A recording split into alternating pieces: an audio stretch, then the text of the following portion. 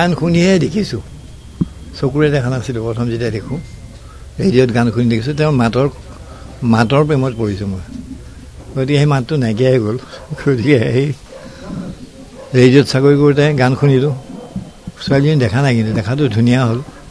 যেতিয়া চাব গ'লোঁ তেতিয়া ধুনীয়া হ'ল।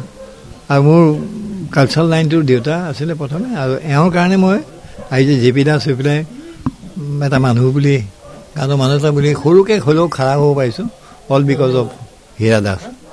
তেওঁ বহুত ধুনীয়া ধুনীয়া গান গাইছে, ৰেডিঅ'ত ডিব্ৰুগড়তো গাইছে, ইয়াতো গাইছে। তাৰ বিখ্যাত গান তেওঁ নিজে সুৰ কৰা, সেইটো গাবলৈ মন গৈছে মোৰ।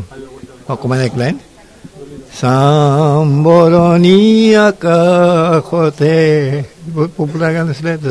মনত ইমান পলাশৰে চাকি জ্বলে আজি, মন নীৰৱে জ্বলে আজি, ফাগুণৰে জোনালী ৰাতি।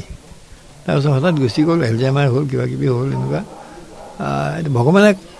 ভগৱানে লৈ যোৱা নাই, মই ভগৱানক দিছোঁ, দান কৰিছোঁ মই ভগৱানক।